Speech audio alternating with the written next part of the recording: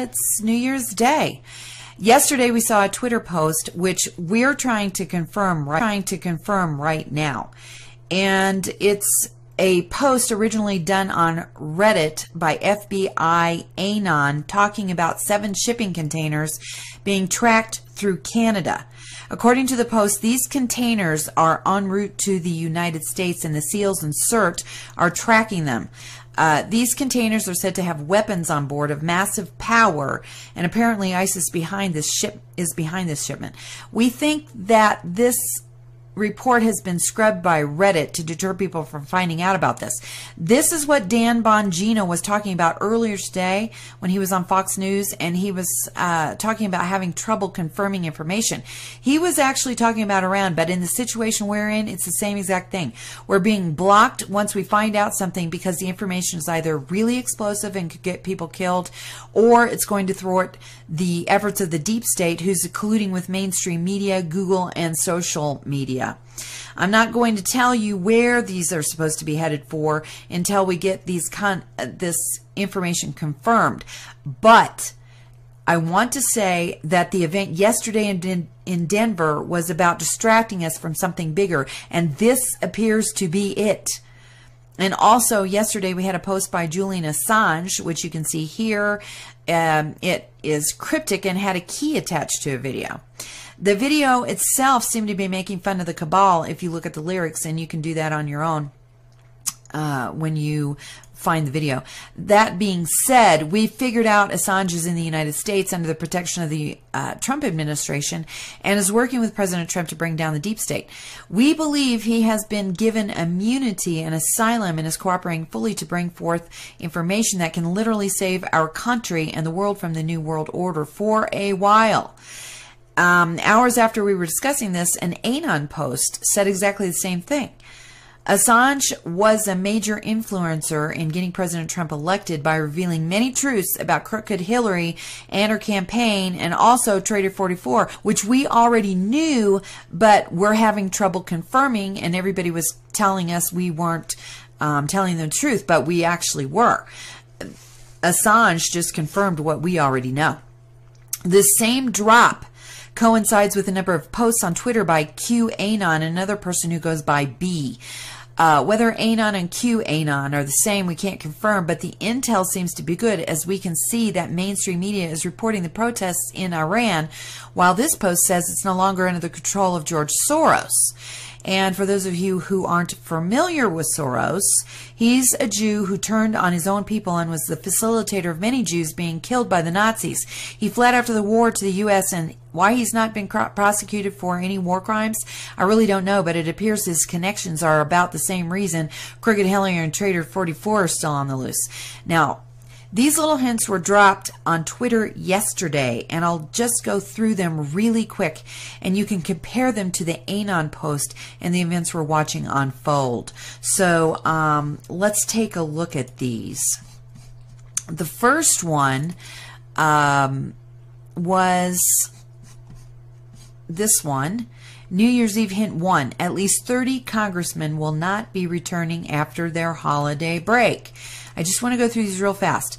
The second one, Julian Assange is safe. He's not where he appears to be. He is a key player in justice. Now, I find that very interesting, since Jeff Sessions seems to be really wanting to prosecute Julian Assange. Now, let's look at number 3. Iran is no longer in George Soros' control. Iran is one of 8 countries that will see a regime change in the near future. Very interesting there. We're seeing one happen right now in Iran. Now on 4, major, very recognizable globalist family squealing like pigs. We were thinking it was actually the Bushes, but apparently it's the Rothschilds, according to the post. And then look at number 5. It is some kind of a control room somewhere. And then number 6, the target picked up when Atlanta went dark is so much bigger than anyone can imagine. So I don't know who could be bigger than Hillary Clinton, but if it's someone bigger than we can imagine, it could be just about anybody. So let's take a look at these flights. that are happening right now. As I'm posting this, there are several flights with the transponders off. No call signs, nothing. Leaving Florida, we believe headed for Gitmo. Again, and I'll wait to tell you who I think it is, but suffice it to say, we think it's the facilitator. I'm posting the link to the flight tracker below so you can keep an eye on it yourself. Now, these flights are flying at 40,000 feet, which is very unusual for any planes, in particular private jets. You can see in this picture the line which shows where the transponder is turned off. Right now, there are 3 planes in the air that we can see and are not showing these call signs. They're flying really high, especially when you think about the sort of distance of travel between Florida and Gitmo. Usually, they don't fly like this when it's such a short distance. Look at these. Here's the screenshots from the phone browser. What's odd about all this is the desktop drops the planes completely when the phone browser is showing them. It shows no call signs, but it's at least showing the plane, but not on the desktop. This is total manipulation, folks. All right, now if you're paying any attention, you can also see in these hints given by QAnon that there are between 30 and 50 congressmen, like I said, who won't be returning after this little break. I just said that when we were looking at those tweets that happened yesterday. I've had this confirmed on multiple levels from various sources who are well connected in the government, and I have a tendency to believe these sealed indictments are pushing these guys out of office. I hope this is the case. Not only is President Trump continuing to drain the swamp, his close circle is efficiently and swiftly changing the destruction Trader 44 tried to cause and almost got away with. Without Assange and people like him letting us see the truth about these people who are supposed to have our best interest in mind, it's possible the deep state would have gotten away with all these plans. Keep vigilant, people. Keep reporting and keep sending us the information. We try to verify all reports. We use sources we believe are the best we can get to ensure that you're getting the best information that you can to keep yourself and your family safe. As I said last time, President Trump is working diligently on our safety and bringing down this deep state. He considers this a high alert situation and knows they are behind this plan to bring down the United States and state a one world government. Thanks, everybody. So there are so many people in this takedown now that are being taken down as we speak. I've seen it, and I can tell you that they're doing such a great job getting everybody, and I can see things being restored as I blink because they have done such an amazing job. And the reason that that one happened in Virginia is no accident, that somebody caught it and they put it in an article. So they're trying to state without stating what it is and who it is that they're doing it, and it's that important. But for the rest of them, they're doing in secret, everybody. My other story stands that we are not going to have announcement after announcement. We are going to see the republic being restored, and it is. Every day is better than the day before. These people have been working nonstop, and they are going to be some of the most unthanked heroes of our planet because they're doing this, and they can never ever reveal all their details. They have to do it that way to save us, but they are heroes, and we need to value their work and appreciate them because they are the only ones that were strong enough to save us from the destruction. And they will never likely be named, ever. They have this impossible task. They have to work in secret, private, and quiet, and do it in whatever time that they know they can accomplish this. And I'm sure they have to strategically plan each one of these takedowns separately and secretly without even the hint of having somebody be able to escape or have it leaked, and then have double work and not even get the result. This is an impossible job, and they are doing a masterful job, and they are heroes. And whoever it is, and however many there are, they are to be thanked and praised. And it is the wonder of our president that he ever compiled a team that could carry this off and keep the biggest predator in the planet out of the way, which would be fake news from every level. And these people have to be the most trusted confidants of the United States, the government, and our president that we have ever seen. And we have understood that without Democratic and congressional and Senate support, he has had to run this country for a year alone. But newsflash, he is not alone. He is beloved. He has more support and more power at his rallies and from people like us, and that would be we the breadcrumbs, we the channels, we the tweeters, we the YouTubers, we the emailers, and we the Facebook people that have put out what a wonderful person he is. And with this power that he has instilled in his wish to save our country, honor our veterans, and save our military, reconstruct the damaged FBI and bring it back to a clean leadership and take out the people that have destroyed it. So whoever he compiled in this massive takedown are another slew of people he has been able to trust, because they have carried it out so far and will continue to carry it out without incident. And President Trump is resting in Florida for New Year's and smiling, saying, I did so much this year, and he knows it. And when he's a confident man the way that he is, his own knowledge is enough. He doesn't need Hollywood support. He doesn't need the media to praise him. He knows his worth. And so don't we.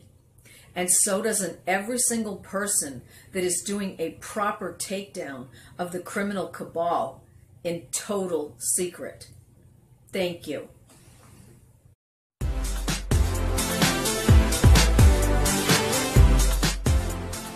First up is the big news this week about the raid on the home and the office and the hotel room of Mr. Cohen, who was Donald Trump's personal lawyer.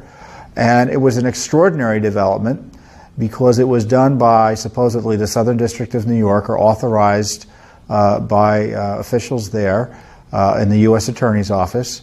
The FBI did the raid and supposedly had been signed off on by Rod Rosenstein after being referred to him by Robert Mueller, Special Counsel Operation. So this is how it works. Mr. Mueller gets information about Mr. Trump, and all of a sudden it gets laundered into the Justice Department, and the Justice Department, because they're afraid of Mueller and opposing him, say yes to everything, it looks like, and then do this raid on Trump's lawyer's home and office and such. Now look, it's an extraordinary development for the lawyer of anyone to be raided by the FBI. It happens, but it happens in circumstances not anything like what we're facing here. A mob lawyer, someone who's affecting a crime, or maybe impacting, has evidence of a crime or is participating in a crime, lawyers for terrorists. Those are the sorts of people that get raided. Here you've got, at best, allegations, according to the published reports, that Mr. Cohen gave money in a transaction before the election to prevent women who said they were having affairs with Donald Trump from publicizing information. And the allegation is, well, you can't do that because those payments would be in-kind campaign contributions by the lawyer to the presidential campaign, which I don't know is true or not legally. I think you might be able to make that case. I think it's a difficult case to make, and it's certainly not the sort of case that would warrant the extraordinary step of the FBI raiding the lawyer's office of the President of the United States. Now, you may wonder, what about attorney-client privilege? Well, that's why it's so rarely done. And supposedly there will be teams in place that will prevent and secure attorney-client related material and prevent the wrong people from seeing it or it being misused. Well, don't you believe it? I mean, I think this is a way of the deep state getting revenge on Donald Trump. This president is criticizing the DOJ and FBI's handling and mishandling of the various investigations, the slow walking of documents to Congress. And then the agency, within a week, raids his lawyer's office. You know, and this Mr. Cohen has been Trump's lawyer for a decade. And with the raid, Cohen now presumably is the subject of an investigation. So now they've torn asunder in many ways the attorney-client relationship between President Trump and his lawyer. He's been cut off. Knowing Trump, he's probably going to still use him as his lawyer. But the goal is to make that difficult. And Mueller, if you've been watching any of these videos or tracking what we say or what I say on Twitter, you know I don't think much of the Mueller operation.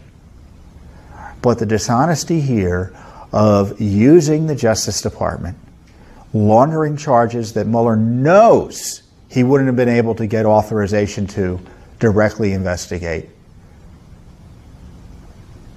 and getting the Justice Department to do his dirty work up in New York is, to me, just is a dramatic example as to why the Mueller investigation is out of control and needs to be shut down. Practically speaking, he doesn't answer to anyone who's been appointed under the Constitution of the United States. If you look at the special counsel regulations, go look at them. You can look them up.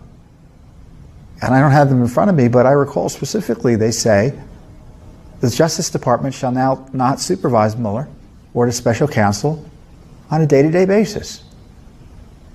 As I said before, how does that work constitutionally speaking? And now Rod Rosenstein is in for a pound, in for a penny, in for a penny, in for a pound with Mueller, and is refusing to say no to anything he wants to do. We've talked about the CYA memo he wrote back in August of 2017 to justify after the fact the raid and investigation of Paul Manafort, the raid of Manafort's home.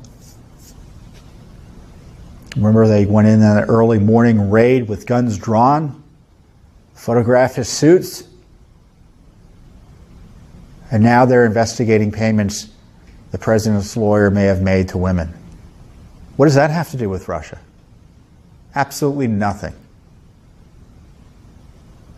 So now the president has a special counsel and a Justice Department is just figuring out a way to put him in jail.